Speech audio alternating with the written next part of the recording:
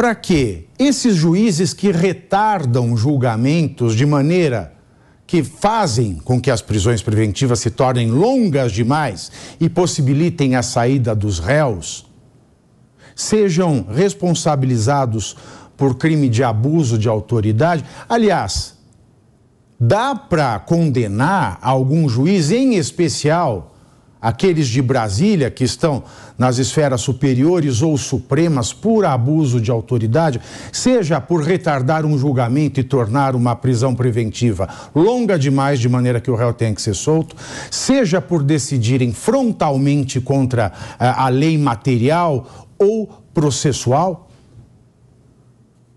Pavinato, todo mundo entende como a impunidade incentiva a corrupção. Pessoas impunes fazem com que o crime compense, com que a corrupção compense. Agora, existe aí um círculo vicioso, não é só a impunidade que gera a corrupção.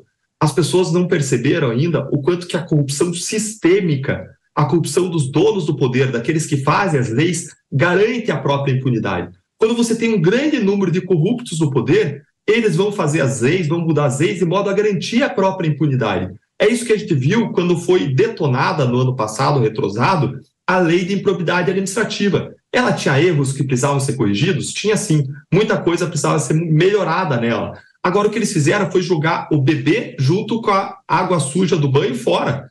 O que eles fizeram foram detonar a lei. Por quê? Porque vários deles estavam respondendo ações de improbidade da Lava Jato, porque a Lava Jato cobrava mais de 40 bilhões de reais dos partidos políticos envolvidos nos esquemas. E com a mudança da lei, tudo foi por ralo abaixo. Então vejam como a corrupção dos agentes do poder, ela gera impunidade como uma espécie de cereja do bolo da grande corrupção política brasileira.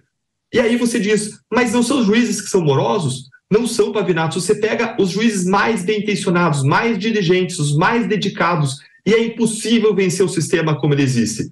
Veja que no caso do Luiz Estevão, um caso que começou lá na década de 90, por desvio de mais de R$1 bilhão do TRT de São Paulo, ele ofereceu sozinho 36 recursos. Se somar os 4 réus do caso dele, são mais de 80 recursos, sem contar habeas corpus. Se você contar habeas corpus, passa muito de 100 recursos. Gente, a gente tem 4 instâncias de julgamento no país. Não existe lugar no mundo que tenha 4 instâncias de julgamento. Nos Estados Unidos acontece o julgamento na primeira, é revisado em parte na segunda e raramente vai para a terceira. E acabou, e a pessoa está na cadeia. Aqui a gente tem o julgamento da primeira, vários recursos para a segunda, vários recursos para a terceira e dentro da terceira, vários recursos para a quarta e dentro da quarta.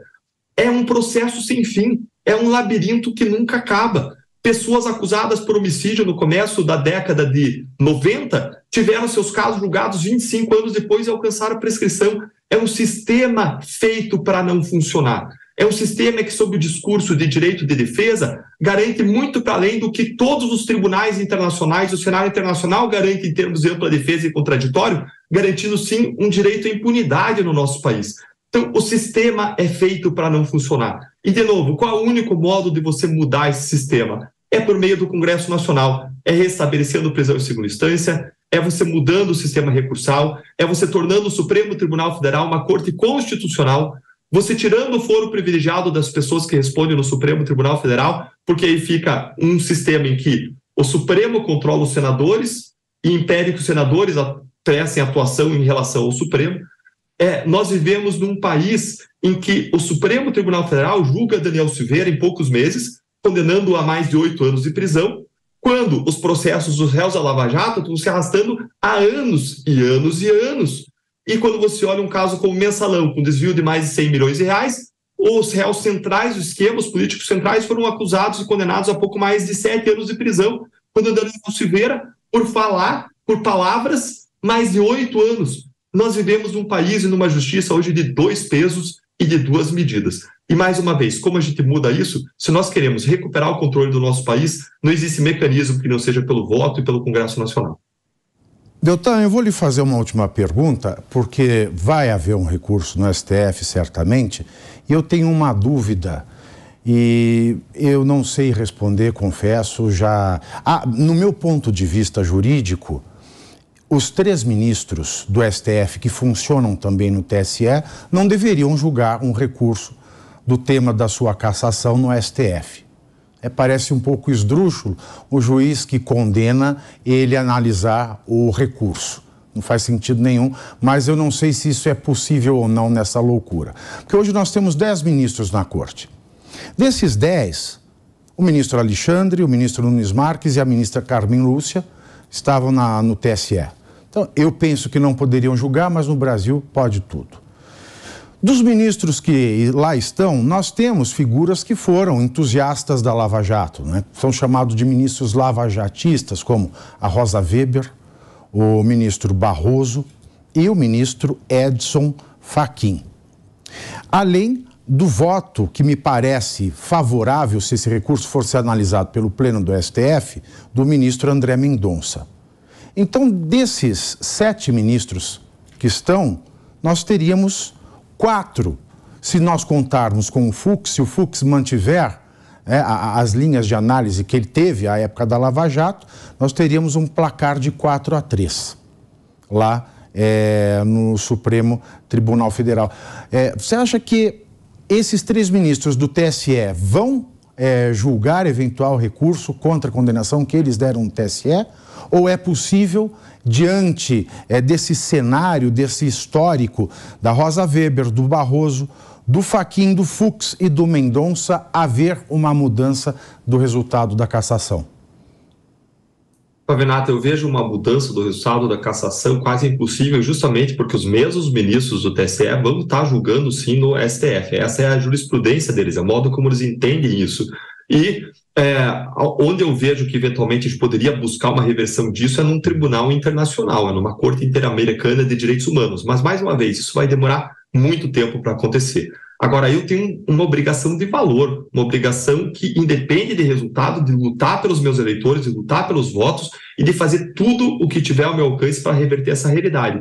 E já no próprio Tribunal Superior Eleitoral, a gente está apresentando provas que a gente nunca tinha apresentado, porque simplesmente não era matéria de discussão a razão pela qual eu saí do Ministério Público. Isso não tinha nada a ver. Eles inventaram uma hipótese de inelegibilidade que não estava prevista em lei relativa à minha saída do Ministério Público quando existiam reclamações. E agora estou mostrando que eles partiram de uma série de pressupostos de fato falsos, mostrando que aquelas reclamações que estavam lá eram um rescaldo, que não tinha chance nenhuma de gerar qualquer risco pessoal para mim, qualquer risco de processo disciplinar que tivesse qualquer potencial de demissão.